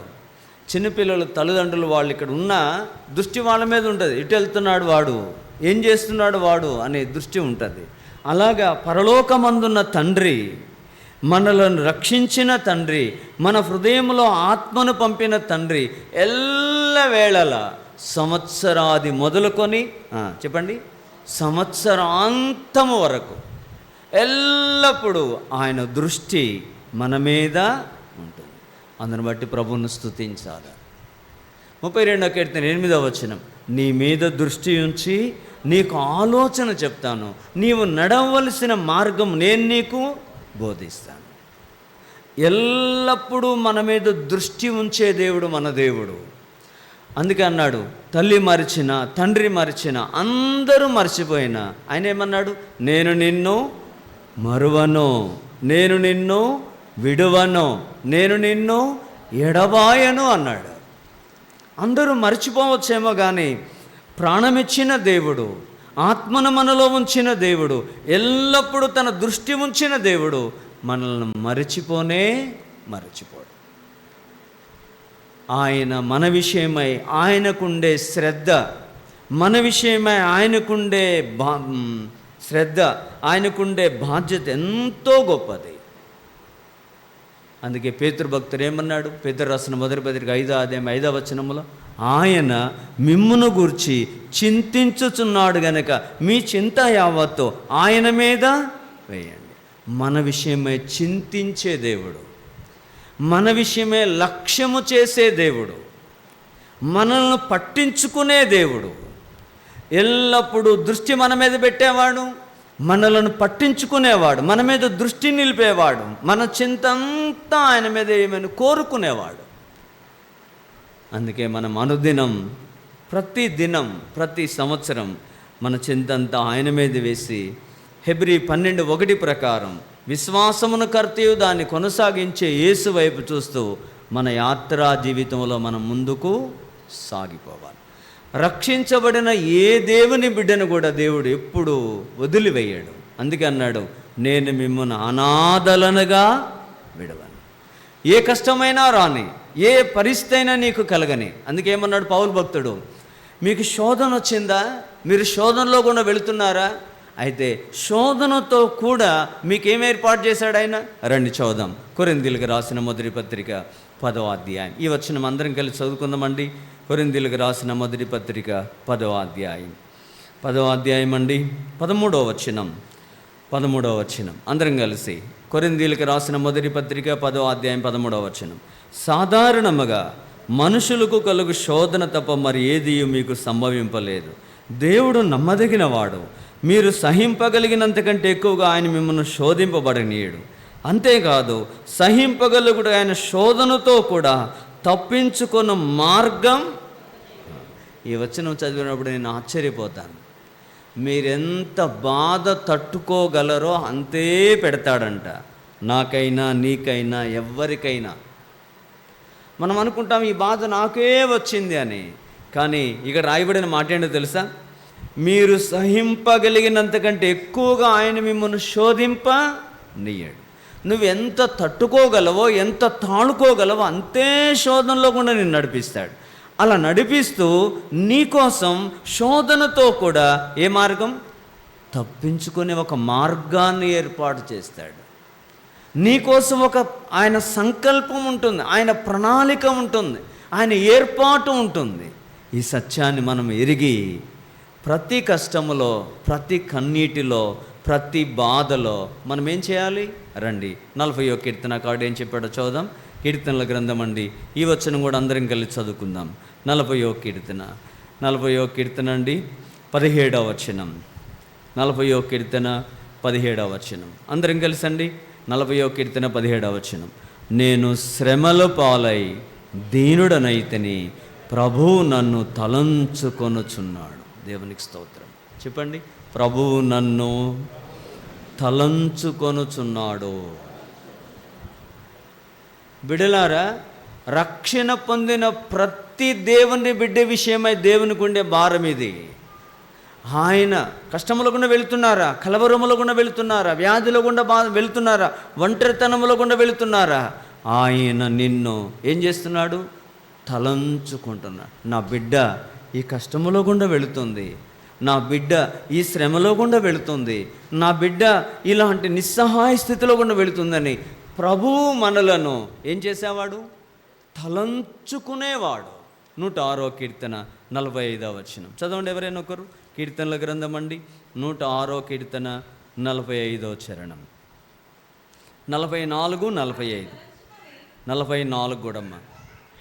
అయినను వారి రోదనము తనకు వినబడగా వారికి కలిగిన శ్రమను ఆయన చూచెను. వారిని తలంచుకొని ఆయన తన నిబంధన జ్ఞాపకము చేసుకొనెను. తన కృపా బాహుళ్యమును బట్టి వారిని కరుణించెను. వారిని చెరగొనిపోయిన వారందరికీ వారి ఎడల కనికరం పుట్టించాను. ప్రభువు మనలను తలంచుకుంటున్నాడు. ఎప్పుడూ కలవరపడద్దు. 59 సంవత్సరాల ఎఫ్రాయిం అన్న జీవితం ఎన్నో కష్టాలు, ఎన్నో బాధలు, ఎన్నో ఇబ్బందులు. అయితే గొప్ప విషయం ఏంటో తెలుసా? మా 7గురిలో మొట్టమొదటిగా పెళ్లి చేసింది ఎఫ్రాయిం అన్న కూతురికే. 7గురు అన్నదమ్ముల్లో పెద్దన్నున్నా కానీ దేవుడు బ్లెస్సీకి ఆత్మీయమైన భర్తనిచ్చాడు. ఆడపిల్లల తల్లిదండ్రులు ఐఎమ్ ఆల్సో విత్ ఏం చేస్తామంటే బాధపడతా ఉంటాం. వచ్చే అల్లుడు చెప్పండి ఎట్టంటోడు వస్తాడో, తన్నేవాడు వస్తాడా, తిట్టేవాడు. ప్రసాద్ అనక 6 ఆడపిల్లలు, 6 7 ఆయన కూడా చాలా బాధపడి ఉంటాడు. సాధారణంగా ఎవరికైనా అంటే విశ్వాసం ఉంది, నాకు గట్టిగా బలం ఉంది కానీ ఏదో ఒక కోణంలో ఆ బాధ ఉంటుంది. అయితే ఎఫ్రాయిముకి ఇప్పుడు ఆ బాధ లేదు. ఎందుకనంటే ఇప్పుడు దాకా ఆయన జీవితంలో పడిన బాధలన్నిటినీ ప్రభువు చూసి వండర్ఫుల్గా ఆయన బ్లెస్ చేశాడు. అందుకే ఇక్కడ ఒక మాట నేను చదువుతున్నాను. తన కృపాబాహుళ్యమును బట్టి వారిని ఆయన కరుణించాను. వారిని తలంచుకొని ఆయన తన నిబంధనను జ్ఞాపకం చేసుకున్నాను. ఇప్పుడు ఇర్మియా గ్రంథం 29వ అధ్యాయం చదవండి నాన్న. ఇర్మియా గ్రంథం 29వ అధ్యాయం మనకు బాగా తెలిసిన వచనం. ఇర్మియా గ్రంథం 29వ అధ్యాయం 11వ వచనం. సంగతులను నేనెరుగుదును, రాబోవు కాలములో మీకు నిరీక్షణ కలుగునట్లుగా అవి సమాధానకరమైన ఉద్దేశములే కానీ హానికరమైనవి కావు. తర్వాత వాక్కు, మీరు నాకు మొరపెట్టుదురేని, మీరు నాకు ప్రార్థన చేతు వత్తురేని, నేను మీ మనవిని ఆలకింతును. దేవునికి స్తోత్రం. మీరు నాకు మొరపెట్టుదురేని, మీరు నాకు ప్రార్థన చేతు వత్తురేని, నేను మీ మనవి ఆలకిస్తాను. అలాగా అన్న 59 సంవత్సరాల తన జీవితంలో తన ప్రార్థన ఆలకిస్తూ వచ్చాడు. దేవుడు అన్నను సేవ కొరకై పిలిచాడు. విజయవాడలో కొంతకాలం ఉండి తర్వాత గొప్ప విషయం ఏంటంటే నాన్నగారు చేసిన పరిచర్య. మరి అన్న వదిన ఏమనుకుంటున్నారో నాకు తెలియదు కానీ నేనైతే ఈ నాన్నగారు చేసిన పరిచర్య వాళ్ళకి దేవుడు ఇచ్చాడు. వారు బలవంతంగా మేము చేస్తామని తీసుకున్నది కాదు. ఇది మేము చేస్తాము వస్తామని కాదు. దేవుడు వారితో మాట్లాడితేనే వాళ్ళు వచ్చారు, లేకపోతే వచ్చేవాళ్ళు కాదు. విజయవాడ చాలా మంచి సిటీ. అందులో విజయవాడ అన్న మంచి సర్కిల్ ఉంటుంది అన్నకి. ఇక్కడ ఈ ఒంగోలులో కొన్ని షాపులు కూడా తెలియదు. ఒంగోలు ఫోన్ చేస్తాడు, పలానా షాప్ ఎక్కడ అని. విజయవాడకి వెళ్తే నేను ఫోన్ చేస్తా, పలానా షాప్ ఎక్కడ ఎఫ్రాయిమన్నా అని. అయితే ఈ ప్లేస్కి దేవుడు ఆయన తీసుకొచ్చాడు. అలాగా దేవుడు మన విషయమే ఒక ఆలోచన కలిగి ఉంటాడు. ఈ ఆలోచన గురించి యెషయా గ్రంథం ఏమన్నాడు? 55వ అధ్యాయం, నా తలంపులు మీ తలంపులు వంటివి కావు, మీ త్రోవలు నా త్రోవలు వంటివి కావు. భూమి కంటే ఆకాశం ఎంత ఎత్తుగా ఉందో నా ఎడల మీకున్న తలంపులు అంతా ఉన్నతంగా ఉన్నాయన్నాడు. బిడలారా, రక్షించి తన ఆత్మను మనలో ఉంచి మనం వెళుతున్నప్పుడు కుడికి కానీ ఎడమకు కానీ వెళ్ళినప్పుడు మనకు హెచ్చరిక చేసి దారిలోకి తీసుకొచ్చి మన బాధంతా ఆయన భరిస్తూ మనలను ఆయన మన శ్రమలో జ్ఞాపకం చేసుకుంటూ ఆయన మన విషయమే కొన్ని తలంపులు కలిగి ఉన్నాడు, కొన్ని ఉద్దేశాలు కలిగి ఉన్నాడు. ఈ సంగతి దావీదు జీవితంలో కొన్ని సంగతులు చెప్పేసి నేను ముగించేస్తాను. దానికంటే ముందు అపోస్తుల కార్యములో పౌలు జీవితంలోంచి ఒక చిన్న సందర్భం జ్ఞాపకం చేసుకుందామండి. దయచేసి రండి. అపోస్తుల కార్యములు అపోస్తలుల కార్యములండి 9వ అధ్యాయం 3వ వచనం. ప్రయాణం చేయొచ్చు దమస్కు దగ్గరికి వచ్చినప్పుడు అకస్మాత్తుగా ఆకాశమున ఒక వెలుగు అతని చుట్టూ ప్రకాశించాను. అప్పుడు అతడు నేల మీద పడి, సౌలా సౌలా, నీవేళ నన్ను హింసించుచున్నావని తనతో ఒక స్వరం పలుకుట వినాను. అప్పుడు సౌలు పలికిన మొట్టమొదటి మాట నవ్వండి, చెప్పండి. ప్రభువా నీవెవడవని ఆయనను అడుగగా, ప్రభువా నీవెవడవని ఆయనను అడుగగా. అది చాలా అద్భుతమైన మాట. ప్రభువా నువ్వెవడవి అన్నాడు. అప్పుడు ప్రభు చెప్పాడు, నీవు హింసించుచున్న యేసును, నీవు హింసించుచున్న యేసును. ఇప్పుడు 6వ వచనం. లేచి పట్టణములోకి వెళ్ళుము, అక్కడ నీవు ఏమి చేయవలనో అది నీకు తెలియజేయబడునని చెప్పాను. చెప్పండి ఈ మాట. లేచి, అందరూ చెప్పండి. లేచి పట్టణములోకి వెళ్ళుము, అక్కడ నీవు ఏమి చేయవలెనో అది నీకు తెలియబడునని చెప్పాను. బిడ్డలారా, ఆయన రక్షించిన ప్రతి దేవుని బిడ్డ విషయమై ఒక అద్భుతమైన సంకల్పం ఉంటుంది. పౌలు, అయ్యా ఎవరు నువ్వు? ప్రభువా నువ్వెవడు అనగానే, నువ్వు హింసించున్న యేసును నన్నేం చేయమంటావు? పట్టణములోకి వెళ్ళు, నువ్వేం చేయాలో నేను నీకు తెలియజేస్తాను. కిందకు వస్తే ఇంకో చక్కని మాట ఉంది. 15వ వచనం నా వెంట చెప్పండి. అందుకు ప్రభువు చెప్పండి, నీ వెళ్ళుము, అన్యజనుల ఎదుటను రాజుల ఎదుటను ఇశ్రాయేలు ఎదుటను నా నామమును భరించుటకు ఇతడు నేను ఏర్పరచుకున్న సాధనమై ఉన్నాడు. బిడ్డలారా, దేవుడు నిన్ను నన్ను ఏర్పరచుకున్నాడు. మనమందరం ఎవరం? పేతురు భక్తుడు చెప్పాడు, ఏర్పరచబడిన వంశం. చెప్పాలి, రాజులైన యాజక సమూహం. ఇక్కడ అంటాడు పౌలు గురించి, నేను ఏర్పాటు చేసుకున్న సాధనం, నేను ఏర్పాటు చేసుకున్న పనిముట్టు, నేను ఏర్పాటు చేసుకున్న పాత్ర. ఇక్కడ కూర్చున్న మనమందరం ఈ సంగతి ఆలోచన చేయాలి. రక్షించబడ్డాం, ఆయన కుమారులుగా చేయబడ్డాం. ప్రభువా నన్నేం చేయమంటావు? అడుగు ప్రతి ఒక్కరిని. ప్రభువు నీకు ఒక పని నియమించి ఉంటాడు. ఆ పనిని మనం అర్థం చేసుకోవాలి, ఆ పనిని మనం చేయాలా. అప్పుడే దివ్యమైన ఆశీర్వాదం మనకు అనుభవిస్తాం. పరలోక దీవెన మనం పొందుతాం, పరలోక ఆనందాన్ని మనం అనుభవిస్తాం భూమి మీద. నన్నేం చేయమంటావు? ఇది మనందరి ప్రశ్న అయి ఉండాలి. ఇతడు నేను ఏర్పరచుకొనిన సాధనమై ఉన్నాడు. రాజుల ఎదుట, అన్యజనుల ఎదుట ఇతడు నేను ఏర్పరచుకొనిన సాధనమై ఉన్నాడు. బిడ్డలారా, ప్రభు మనలందరినీ ఏర్పాటు చేసుకున్నాడు. ఈ ప్రపంచంలో కోట్ల కొలది ప్రజలున్నారు. ఆయన ఏర్పాటులోకి వచ్చిన వాళ్ళు మనం. ఇంకా చాలామంది ఉన్నారు. దేవునికి స్తోత్రం. ఉన్నావా ఆయన ఏర్పాట్లో? ఆయన ఆలోచన ప్రకారంగా నడిపించబడుతున్నామా?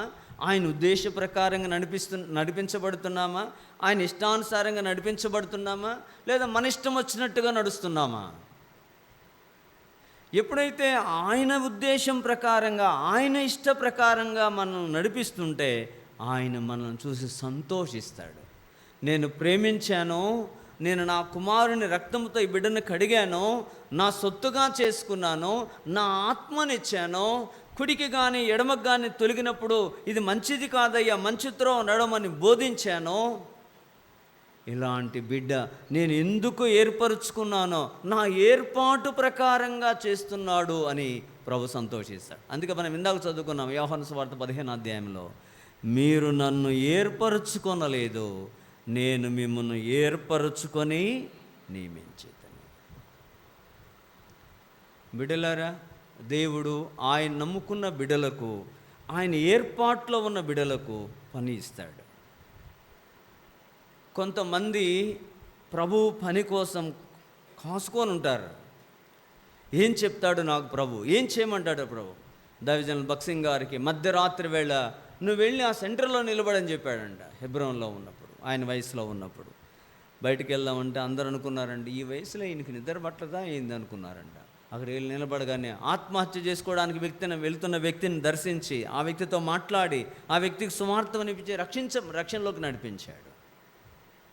బిడ్డలారా వినండి, మన ప్రభు ఎలాంటి వాడు అంటే, ఒక మాట మనం చెప్తే ఆ మాట నమ్మకంగా చేస్తే రెండో మాట మనకు చెప్తాడు. 2 మాటలు నమ్మకంగా చేస్తే చెప్పాలి మీరు 3వ మాట చెప్తాడు. 3 మాటలు నమ్మకంగా చేస్తే 4వ మాట చెప్తాడు. ఎప్పుడైనా చెప్పింది చేయకపోతే మరలా చెప్పడు. అర్థమైందా ఎప్పుడైనా ఈ ఆలోచన? ప్రభు ఏం చెప్పాడో అది చేయకుండా మన ఇష్టానుసారంగా మనం వెళుతుంటే మనతో మాట్లాడడం ఆపేస్తాడు ఆయన. అది ఎంతకాలమైనా కావచ్చు, 1 దినం, వారం దినాలు, నెల దినాలు, సంవత్సరం కాలమైనా అలాగే వెళ్ళిపోతూ ఉంటుంది. అందుకే ప్రభువా, నువ్వు నన్ను ఎందుకు ఏర్పాటు చేసుకున్నావు? నన్ను ఏం చేయమంటావు? నన్నేం చేయమంటావు? నన్నేం చేయమంటావు? ఇది మనందరి ప్రార్థన అయి ఉండాలి. ఊరికనే ఆయన మనల్ని రక్షించలేదు, ఊరికనే ఆయన మనల్ని తన బిడ్డలుగా చేసుకోలేదు, ఊరికనే మనల్ని తన రక్తంతో కడగలేదు, ఊరికనే ఆయన మన సొత్తుగా చేసుకోలేదు. ఒక ఉద్దేశం ఉంది, ఒక ప్రణాళిక ఉంది, ఒక సంకల్పం ఉంది. ఆయన ఉద్దేశంలో మనము సాగిపోదాం. రండి, నేను ముగించడానికి దగ్గరికి వెళుతున్నాను. దావీదుని గురించి ఒక 3 వచనాలు చదివేసి ప్రార్థన చేస్తాను. 1 సమూయేలు గ్రంథం 16వ అధ్యాయం. 1 సమూయేలు గ్రంథం 16వ అధ్యాయం. 16వ అధ్యాయం అండి, 12వ వచనం. 12వ వచనం అందరం కలిసి చదువుదాం. 1 సమూయేలు గ్రంథం 16:12 చదవండి. అతడు వాణ్ణి పిలువనంపించి లోపలికి తోడుకొని వచ్చాను. అతడు ఎర్రనివాడును చక్కని నేత్రములు గలవాడును చూచుటకు సుందరమైన వాడై ఉండను. అతడు రాగానే, నేను కోరుకున్నవాడితడే, నీవు లేచి వాణ్ణి అభిషేకించమని యెహోవా సెలవీయగా. చదవండి. సమూయేలు తైలపు కొమ్మును తీసి తన సహోదరులతో వానికి అభిషేకం చేశాను. నాట నుండి యెహోవా ఆత్మ దావీదు మీదికి బలముగా వచ్చాను.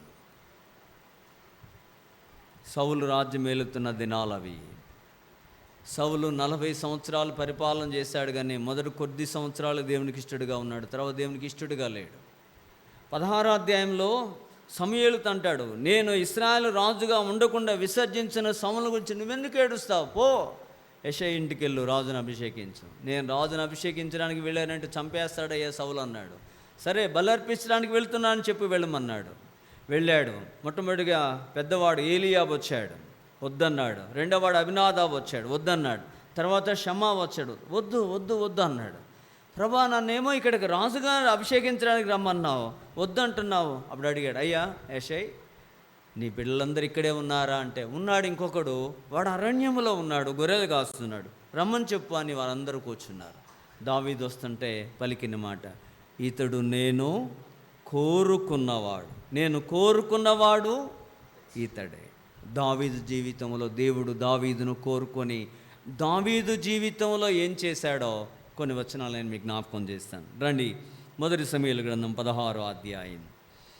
ఇక్కడ 14వ వచనంలో, యెహోవా ఆత్మ సౌలును విడిచిపోయి యెహోవా యొద్ద నుండి దురాత్మ ఒకటి వచ్చి అతన్ని వెరిపింపగా, సౌలు సేవకులు, దేవుని యొద్ద నుండి వచ్చిన దురాత్మ ఒకటి నిన్ను వెరిపిస్తుంది, కాబట్టి ఎవరైనా సితారా చమత్కారంగా వాయించే వాళ్ళని చూస్తే ఆ సితారా వాయిస్తే ఆ దురాత్మ పోద్దని చెప్పగానే దావీదును పట్టుకొచ్చారు. దావీదుని గురించి ఇక్కడ రాయబడిన మాట చదువుదాం రండి, అందరం కలిసి.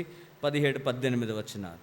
సౌలు బాగా వాయింపగల యొక్కను విచారించి నా ఎదుగు తీసుకుని రండని తన సేవకులకు సెలవయ్యగా, వారిలో ఒకడు, చిత్తగించుము, బెత్లెహేమీయుడైన యెషయకు కుమారుల ఒకను చూచితిని. అతడు చమత్కారంగా వాయింపగలడు, బహుశూరుడు, యుద్ధశాలి, మాట నేర్పరి, రూపసి అయి ఉన్నాడు, మరి యెహోవా అతనికి తోడుగా ఉన్నాడు. దేవునికి స్తోత్రం. సౌలు దావీదుకుండే దివ్యమైన లక్షణం, యెహోవా దావీదునకు తోడుగా ఉన్నాడు. చెప్పండి, యెహోవా దావీదునకు తోడుగా ఉన్నాడు. మీరు చెప్పండి. ఇక్కడ కూర్చున్న మనందరి ప్రశ్న ఏంటంటే, ఈరోజు దేవుడు నాకు తోడుగా ఉన్నాడా? నేను వెళుతున్న ప్రయాణంలో దేవుడు నాకు తోడుగా ఉన్నాడా? నేను చేస్తున్న ఆలోచనలో దేవుని తోడు నాకుందా? నేను చేస్తున్న పనిలో దేవుడు నాకు తోడుగా ఉన్నాడా అని మనమందరం ప్రశ్న వేసుకోవాలి. దావీదును దేవుడు కోరుకున్నాడు. దావీదు దేవుని తోడు కలిగినవాడు.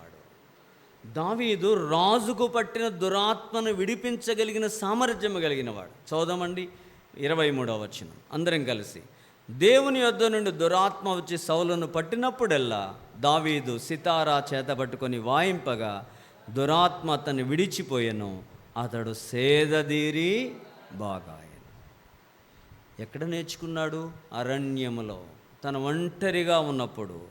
సాధారణంగా మనమైతే ఏమనుకునేవాళ్ళం, మా నాన్న నాకు ఎంత అన్యాయం చేశాడు, అన్నలందరినీ యుద్ధానికి పంపించాడు, చిన్నోళ్ళు సాధారణంగా నాన్న ఎక్కువ ప్రేమిస్తారు, అలాంటి వాడిని అరణ్యానికి పంపించాడు. కానీ అరణ్యములో తను అనేక అనుభవాలు నేర్చుకున్నాడు. వడిసెల విసరడం నేర్చుకున్నాడు. సితారా చమత్కారంగా వాయించడం నేర్చుకున్నాడు. గొర్రెలను చక్కగా కాయడం నేర్చుకున్నాడు. అందుకే 40 సంవత్సరాలు ఇశ్రాయేల్ ప్రజలను పరిపాలించడం నేర్చుకున్నాడు. కాబట్టి మనము కూడా దేవుని తోడు కలిగిన వారంగా మనం ఉండాలి. రండి మరొక వచనం చదువుదాం. ఇంకొక వచనం చదివేసి నేను ముగించేస్తాను. 18వ అధ్యాయం, మొదటి సమూయేలు గ్రంథం 18వ అధ్యాయం 12వ వచనం. మొదటి సమూయేలు గ్రంథం 18వ అధ్యాయం 12వ వచనం. యెహోవా తన్ను విడిచి దావీదునకు తోడైయుండుట చూచి సౌలు దావీదునకు భయపడెను. 14వ వచనం. మరియు దావీదు సమస్త విషయములో సుబుద్ధి కలిగి ప్రవర్తింపగా యెహోవా అతనికి తోడుగా ఉండెను. దావీదు మిగులు సుబుద్ధి కలిగి ప్రవర్తించుట సౌలు చూచి మరి అధికముగా అతనికి. సాధారణంగా రాజుకు మనుషులు భయపడతారు, కానీ దావీదును చూసినప్పుడల్లా సౌలు భయపడేవాడు. ఎందుకంటే దావీదుకు దేవుని తోడు ఉంది. ఇంకొక వచనం చదువుదాం. మొదటి సమూయేలు గ్రంథం. తన యాత్రా జీవితంలో దేవుడు ఎలాగా దావీదును కాపాడాడో, దావీదును సంరక్షించాడో ఆ వచనాన్ని మనం చదువుదాం. మొదటి సమూయేలు గ్రంథం. రండి ఆ చిన్న వచనాన్ని మనం చదువుదాం. మొదటి సమూయేలు గ్రంథం. తాను ఎక్కడికి వెళుతున్నా దేవుడు దావీదును కాపాడుతూ వచ్చాడు, భద్రపరుస్తూ వచ్చాడనే ఒక చిన్న వచనం.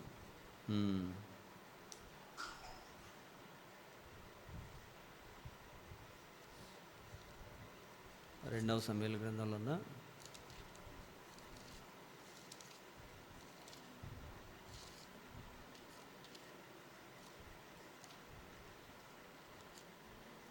దావీదు తానెక్కడికి వెళ్ళినా,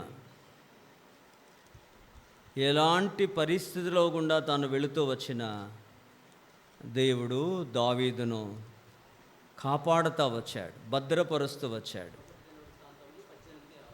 మొదటి దినవృత్తాంతాలు 18:6. మొదటి దినవృత్తాంతములు 18:6 చదువుతున్నానండి, వినండి. మొదటి దినవృత్తాంతములు 18:6 చివరి భాగం చదువుతున్నాను. ఈ ప్రకారం దావీదు పోయిన చోటనెల్లా యెహోవా అతనికి సహాయము చేయుచూ వచ్చెను. 13వ వచనం చివరి భాగం. దావీదు పోయిన చోటనెల్లా యెహోవా అతనిని రక్షించాను. 59 సంవత్సరాల జీవితంలో అన్న వెళుతున్న ప్రతి పరిస్థితిలో దేవుడే ఆయనకు సహాయం చేస్తూ వచ్చాడు. పోయిన చోటనెల్లా అతనిని అన్నను దేవుడు ఏం చేస్తూ వచ్చాడు? రక్షిస్తూ వచ్చాడు. మరొక చిన్న వచనం చదివి ప్రార్థన చేసుకుందాం. 2వ సమూయేలు గ్రంథం. ఈ వచనం అందరం కలిసి చదువుదాం. 7వ అధ్యాయం. 2వ సమూయేలు గ్రంథం 7వ అధ్యాయం. 7వ అధ్యాయం అండి. 28, 29 వచనాలు కలిసి చదువుకుందాం. 28, 29 వచనాలు. యెహోవా నా ప్రభువా, మేలు దయచేయదని నీవు నీ దాసునైన నాకు సెలవిచ్చుచున్నావు. నీవు దేవుడవు గనక నీ మాట సత్యం. దయచేసి నీ దాసునైన నా కుటుంబం నిత్యము నీ సన్నిధి ఉండునట్లుగా దాన్ని ఆశీర్వదించము. యెహోవా నా ప్రభువా, నీవు సెలవిచ్చి ఉన్నావు. నీ ఆశీర్వాదము నొంది నా కుటుంబం నిత్యము ఆశీర్వదించబడునుగా. దావీదును కోరుకున్న దేవుడు, దావీదుకు తోడుగా ఉన్న దేవుడు, దావీదుకు తన ఆత్మనిచ్చిన దేవుడు, దావీదు వెళుతున్న మార్గాలన్నిటిలో సహాయం చేసిన దేవుడు, రక్షించిన దేవుడు, దావీదు కుటుంబాన్ని ఆశీర్వదించిన దేవుడు. అందుకే 23వ కీర్తనలో అన్నాడు, నా బ్రతుకు దినములన్నీ కృపాక్షేమములే నీ వెంట వచ్చును.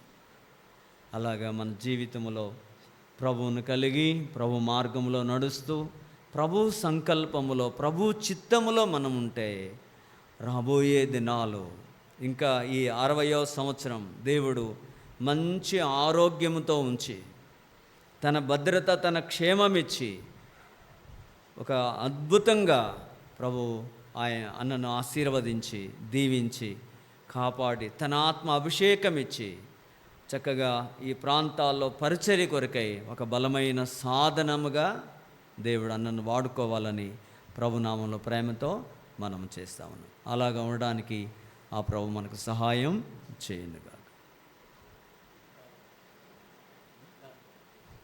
దావీదన్న ప్రార్థన చేస్తారు.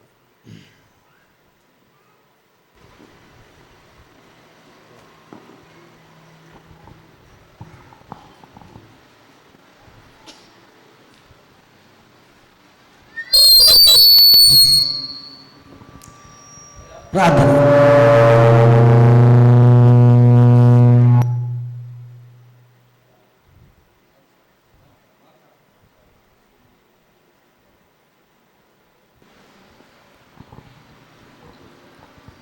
ప్రార్థన చేసుకుందాం.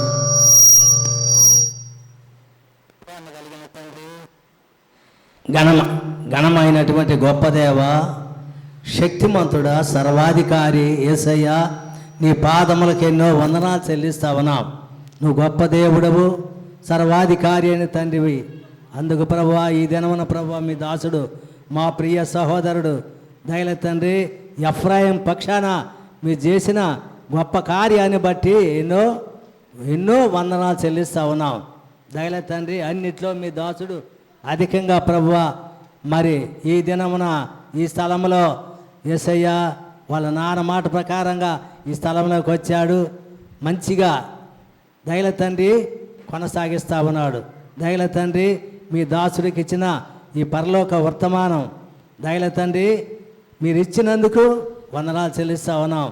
దయల తండ్రి యేసయ్య, మీరు ప్రేమించి మాకు ఇచ్చిన మోరియా ప్రార్థన మందిరాన్ని బట్టి వందనాలు. ఈ మందిరంలో మీ దాసుని నిలబెట్టినందుకు వందనాలు. మీ దాసుని ద్వారా మాకు తెలియజేసిన పరలోక వర్తమానాన్ని బట్టి ఎన్నో వందనాలు చెల్లిస్తా ఉన్నాం. దయల తండ్రి మీ దాసుని దయల తండ్రి 59 సంవత్సరాలుగా భూలోకములో మీరు కాపాడుతూ వచ్చినారు. యేసయ్యా, నీ పాదములకు ఎన్నో వందనాలు చెల్లిస్తా ఉన్నాం. ఆ తర్వాత ప్రభువా, మీ దాసునికి 60వ సంవత్సరం తండ్రి స్థలంలో ఆయనకి ఇచ్చినటువంటి ఈ మేలును బట్టి వందనాలు. దీవించండి, ఆశీర్వదించండి, ఆరోగ్య బలాన్ని దయచండి. తాను బ్రతుకు కాలమంతా కూడా తండ్రి నమ్మకస్తుడుగా యథార్థపరుడుగా జీవించడానికి మీ సహాయాన్ని దయచేయమని చందులో మనవి చేసుకుంటూ ఈ మనవులన్నీ మీ చేతులకే అప్పచెప్పుకుంటూ స్తుతి మహిమ ఘనత ప్రభావాలు మీకు ఆరోపించుకుంటూ తండ్రి ఈ దినమున వాళ్ళ కూతురు అల్లుళ్ళు కూడా రావటానికి సహాయపడ్డారు. వందనాలు. దీవించి ఆశీర్వదించి ఆరోగ్య బలం దయచేయమని మీ బలిష్టమైన హస్తం తోడుగా ఉంచి అక్కర్లు తీర్చి మహిం పొందమని యేసు నామమును బట్టి స్తుతించి ప్రార్థన చేసి అడిగి వేడుకుంటున్నాము తండ్రి. ఆమేన్.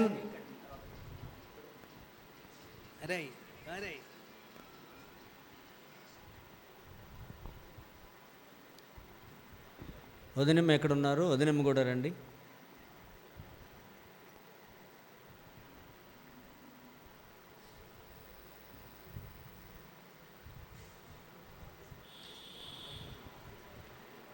చిన్నపిల్లలందరూ వస్తే కేక్ తీసుకొచ్చారు, కేక్ కట్ చేస్తాం.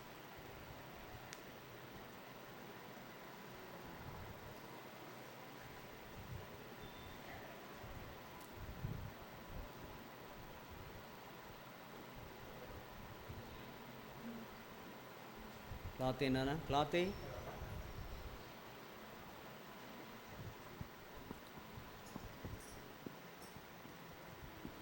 వాగ్దానములానిచి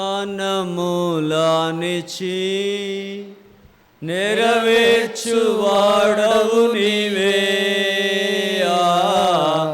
వాగ్దానములానిచి నెరవేర్చువాడవు నీవే. నమ్మకమైన దేవా, నన్ను కాపాడువాడవు నీవే. నమ్మకమైన దేవా, నన్ను కాపాడువాడవు నీవే. ప్రభువా నిన్ను నే కొనియాడేదన్, హల్లెలూయా పాడేదా. ప్రభు నిన్ను కొనియాడేదన్, హల్లెలూయా పాడేదా. ప్రభు నిన్ను కొనియాడేదన్.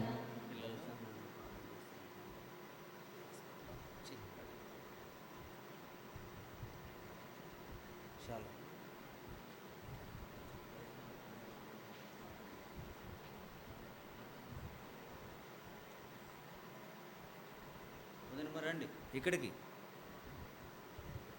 పుష్పవదిని మీరు కూడా వెళ్ళండి.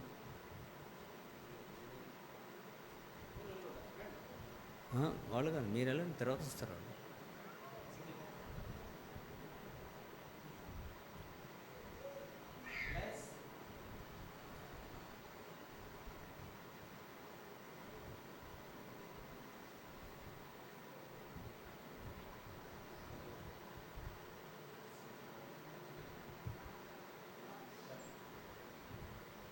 తిమోతి కూడా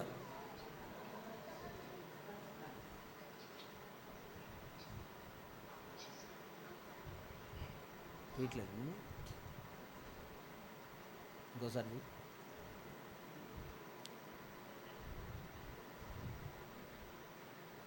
రండి, ఇక్కడ రండి మీరు. తిమోతి నువ్వు కూడా రావాలి, పర్లేదు కాదు, రా రండి. ప్రార్థన చేస్తాం.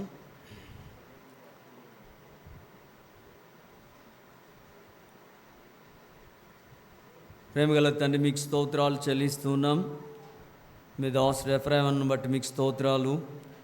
గత 59 సంవత్సరాలు మీరు కాపాడి మరొక నూతన వత్సరాన్ని దయాకిరీటంగా ఇచ్చారు, మీకు స్తోత్రాలు. ఈ సంవత్సరం అంతటిలో మీ ఆత్మచేత మీ దాసును నడిపించండి. మీ దాసునికి మంచి ఆరోగ్యాన్ని ప్రసాదించండి. ప్రేమగల తండ్రి, దావీదు పోయిన చోటనెల్లా మీరు ఎలాగా కాపాడుతూ సహాయం చేస్తూ రక్షిస్తూ వచ్చారో ఈ సంవత్సరం అంతా మీ దాసును మీరు కాపాడండి, మంచి ఆరోగ్యం దయచేయండి.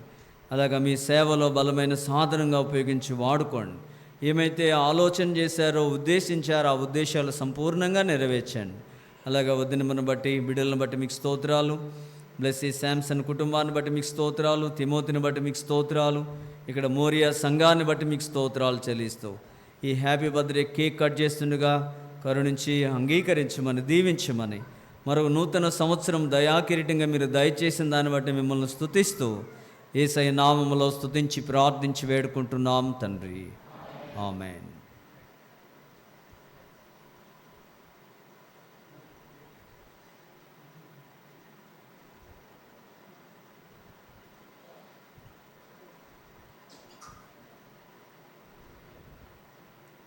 ఇక్కడ నిలబడాలా, దగ్గరికి ఇక్కడ రా తిమోతి, ఇక్కడ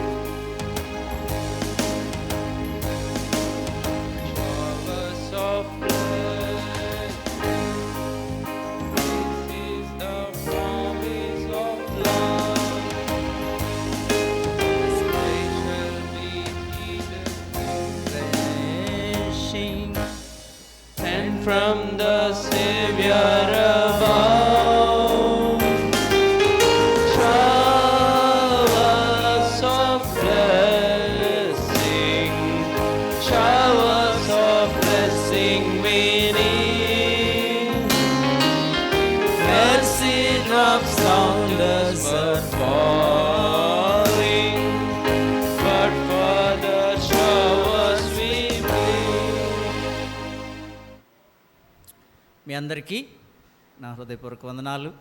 మా కుటుంబం కోసం ప్రార్థన చేయండి. వచ్చిన మీ అందరికీ ప్రేమ విందు సిద్ధపరిచారు. యవనస్తులు చివరి ప్రార్థన ఆశీర్వాదం అయిన తర్వాత యవనస్తులు చేపలు తీస్తే త్వరగా భోజనాలు వడ్డిస్తారు. యవనస్తులు భోజనాలు వడ్డించడంలో కూడా సహాయం చేయాలని ప్రేమతో మీకు మనవి చేస్తాను.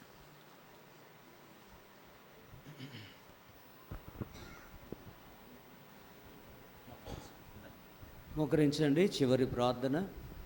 తండ్రైన దేవుని ప్రేమ, కుమారుడైన యేసుక్రీస్తు ప్రభువారి కృప, పరిశుద్ధాత్మ అన్యోన్య సహవాసం సదాకాలం చేరి వచ్చిన మనందరికీ, నూతన సంవత్సరంలో ప్రవేశిస్తున్న తన దాసులైన ఎఫ్రాయిమన్నకి, ఆయన నామధేయులైన బిడ్డలందరికీ ఇప్పుడు ఎల్లప్పుడు సదాకాలం తోడై కాపాడి నడిపించునుగాక. ఆమెన్. ఆమెన్. పిల్లచితివి ఇశ్రాయేలు సంతతిని, వేల కొలది వాగ్దానములతో. పిల్లచితివి ఇశ్రాయేలు సంతతిని, వేల కొలది వాగ్దానములతో. కలిమియందున కలతలందున, కలిమియందున కలతలందున, తొలగిపోయిన చల్లాడిల్లిన చల్లగా కాచితివి ప్రభు, సాటి నీకెవరు. తొలగిపోయిన తల్లాడిల్లిన చల్లగా కాచితివి ప్రభు, సాటి నీకెవరు. ఆద్యంత రహిత ప్రభువా, రాజులకు రాజా ప్రభు, యేసు నీవే సదా.